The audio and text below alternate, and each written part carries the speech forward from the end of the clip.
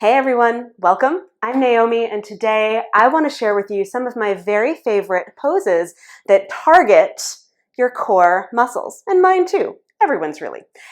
Anyway, these are poses that I turn to when I am looking to add a little bit of core action to my practice, whether I'm teaching or practicing on my own. And these are ones that are really easy to integrate into pretty much any practice.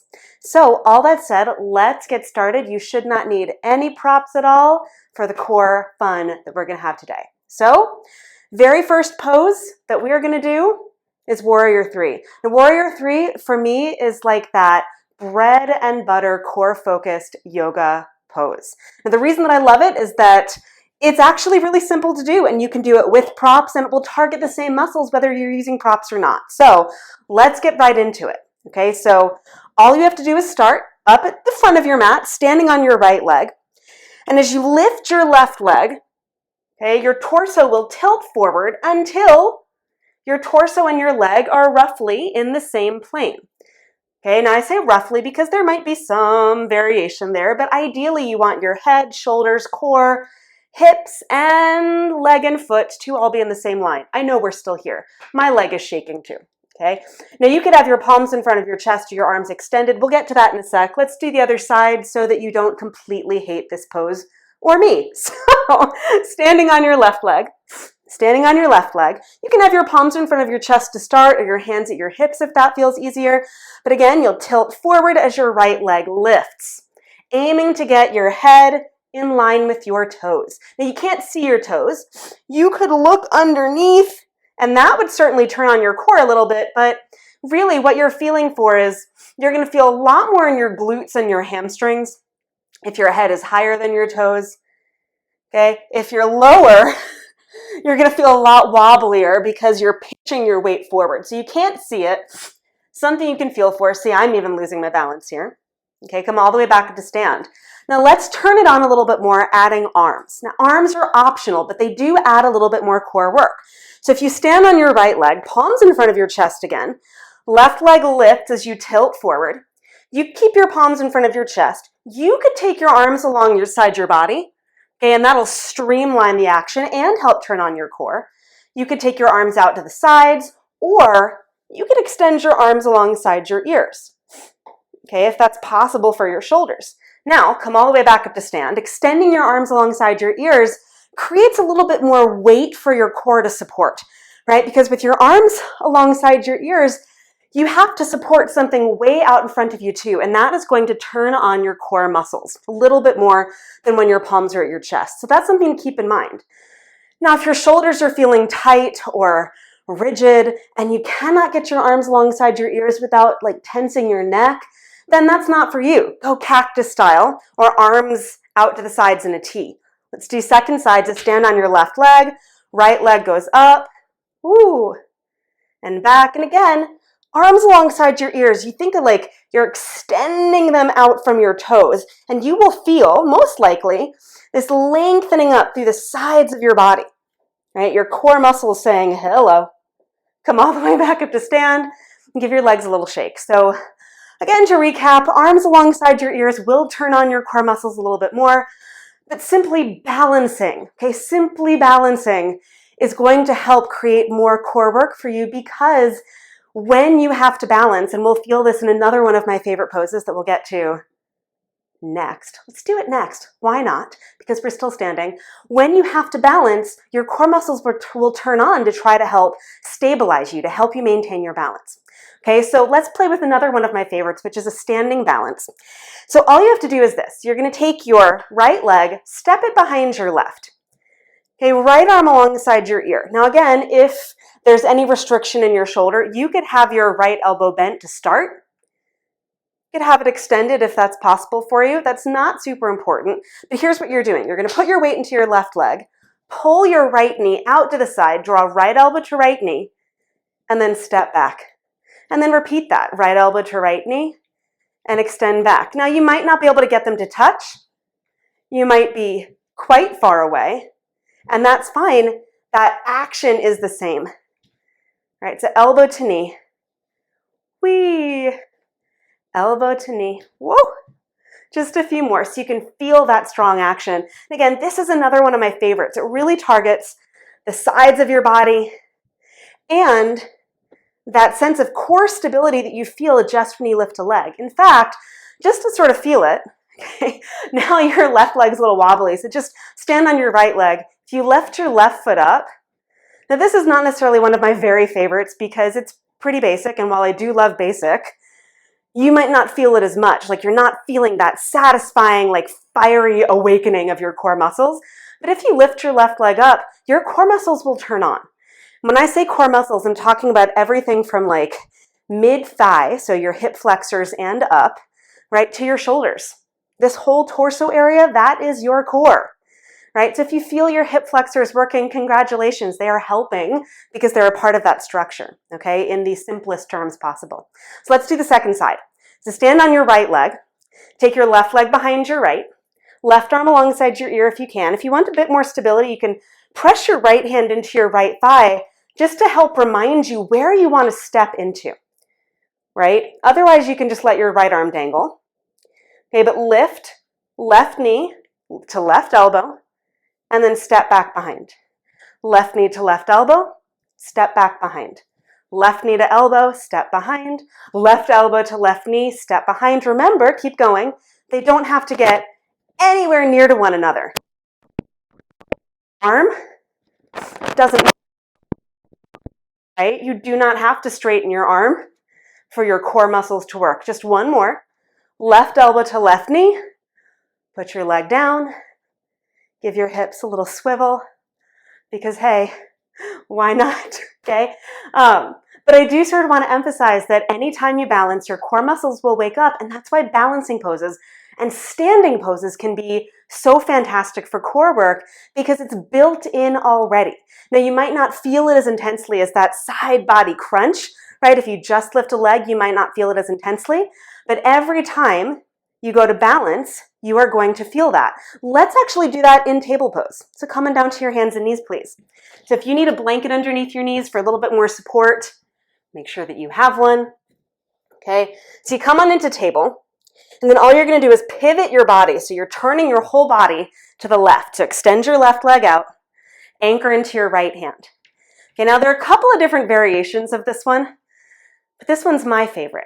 Now, if you feel like you need a little bit more space, you can always scoot your right hand a little bit further forward. You will be putting weight in that right arm. You will be putting weight in that right arm, but here's what we're after. Push through your left leg. See if you can pull your right knee up and then lower back down.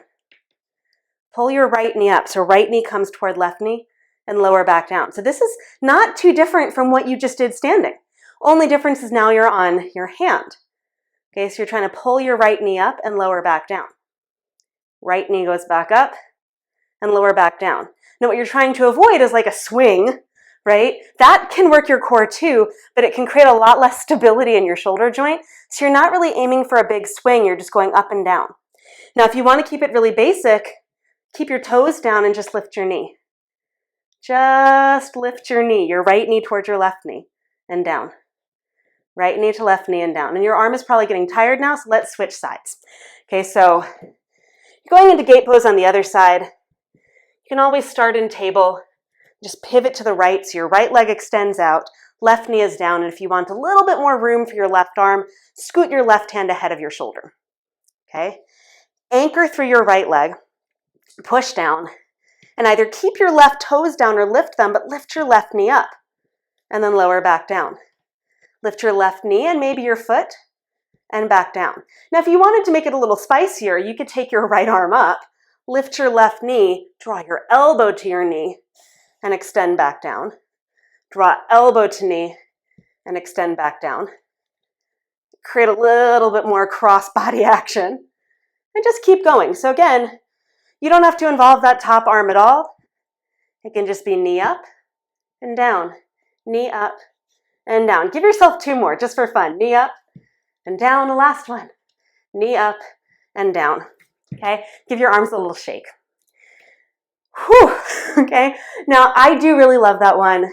Keep in mind that, if weight bearing in your hands is sort of off the table, you could do a variation of that, right? Standing, Okay, it's not too different from what you just did, right? It's the idea, and you could do it leaning into a wall on your fingertips, tucking your knee up and going back down, knee up and back down. So still not bearing a lot of weight, but just using it as balance. You could do it standing, pulling your knee and out, knee in and out, and just using your core to stabilize. Okay, so if doing it on hands and knees didn't work for you, those are two options that you could do instead. Now, moving on to second to last favorite. You're going to be on your forearms. So come on down to your forearms, please, all the way onto your belly. Kick that block out of the way. Mine, not yours. Hopefully you don't have a block in the way. Okay, so this is often called forearm plank. I call it that too, but I like to think of it as flying Sphinx pose. Okay, because in yoga, we're taught that this pose, where your pelvis is not away from the floor, is Sphinx. Okay, so the logic would follow that if you lift your knees and your hips, you would be flying or hovering or lifted in some capacity. Anyway, I'm stalling. Curl your toes under. Now, to maximize your core work, keep your knees down to start and just lift your hips. Now, you could scoot them in a little bit. You could scoot them in. Okay. And you're just here. And you want to stretch your chest forward, much like Warrior 3, so that your butt is not higher than the rest of you, even marginally. You want your torso and head to be roughly in line, and your hips to not be too much lower. So you don't want them to sag down toward the floor. You want them lifted, so that if you were to lift your knees, right, head, shoulders, hips in line, and your legs, of course, because they are extending down through your feet, are on a slight diagonal. They're not technically in line, because they physically can't be in this position. Okay, this is fun times. Okay, if you want to turn it up, you could rotate your right hip down toward the floor, come back to center, rotate your left hip down to the floor and back to center. Because of course that static flying Sphinx pose sometimes leaves a little bit to be desired. So you're just rotating from one side to the other. And you can see pretty quickly why this is one of my favorites, or maybe that I have questionable judgment. Okay? Lower your knees to the floor. So what I really love about flying Sphinx pose or forearm plank is that you can really get to your core quickly. Plus, you're not weight bearing like you would in plank, so it's not as much pressure on your hands. It can still be a lot of work for your shoulders. So if you have tighter shoulders or shoulders that are not as happy in that pose, it's not going to work for everybody, but I think it's a pretty great pose and a little bit more accessible than plank pose. Okay, so you ready for the last one? This is probably one that you've done before. And that's okay. Maybe all of these are ones you've done before, but maybe you haven't thought of them as like your favorite core focused poses, and maybe this will change that. All that said, lie on your back, please. So, on your back, you're going to do leg lowers. So what does that look like? Knees come to your chest, legs go up. Okay, you can reach your arms up. Okay, give your legs a squeeze. And then you could do this, of course, without arms. You could just rest your hands on your belly. The idea is that you lower one leg down so that it hovers, so that your legs are roughly in the shape of an L. Now, if your hamstrings are a little bit crankier, tighter, your right knee might bend, and that's fine. Okay, that's pretty typical. Okay, if you can keep your right leg straight, awesome. But it doesn't impact your core really in any capacity. In fact, play with that a little bit. Just bend your right knee just a little bit with your left leg still hovering, and you will notice that bending it doesn't really do much. I mean, you've been here for a while, so already you might be like, it's doing a lot. Anyway, bring your left leg up and lower your right leg down. Okay, now a little note here. Your aim is to keep the middle of your back on the ground, okay? So if you're super arched, like your low back and your middle back are way lifted, you're going to feel that more in your low back because your pelvis is pulling forward and there's just going to be a lot more pressure in your lower back because you've taken the action out of your core. Now, if you cannot lower your legs so that it's hovering an inch or two away from the floor, lower it until you can't, like lower it only as far as you can. So that might look like this. That might look there. Might be there. Okay, you've got to play with that. Okay, switch your legs again. Left leg goes down, right leg is up. Okay, now if you want to turn the heat up on this one, switch again, left leg up, right leg goes down. you can add arms. Okay, and this is my favorite way to do it. So right leg up, left leg down, reach your left arm across. Now to give your head a little support, right hand goes behind your head. Okay, you'd come back to center, hands behind your head, and then lower right leg, right arm goes across. And then back to center, hands behind your head, left leg goes down, left arm across. Back to center, right leg down, right arm across. Okay, now we started, so legs are up, we started with your arms and legs up. You could do it that way too, coming back to center with your arms up. Having your hands behind your head is just a little bit more support, but you could do it this way also, switching arms, going up and across, up and across, okay? And that's it. I'm gonna roll to my side, lift myself up because my core is feeling worked, which I love because I love core work, because core work is fun. Okay, here's the thing, right? Core work should be fun. If you were doing like 100 or 200 sit-ups every day, I think I read some article or I saw a headline that was like, watch these 3 guys who did 200 sit-ups every day for 30 days. And I'm like, geez, that sounds boring. Like, why would I want to do that? Like, I want to get strong. I want my core to feel strong because I like to feel confident and powerful, right? I'm not interested in like, how many sit-ups can I do in a day? Like, I am genuinely interested in how can I feel stronger and more powerful in my body? And while sit-ups are fine, sit-ups ain't it. So if you like creative core work, this video was for you. I've got a lot more like this. I hope that you will enjoy them all. But for now, thank you so much for hanging out with me. I hope this was useful. I hope that it gave you some insight into ways that you can add a little bit more core work into your everyday life and your everyday practices without getting bored or feeling like, is this it? So thanks for being here. Have a fantastic, powerful, and confident day. I will see you back in the mat again really soon. Until then, bye everyone.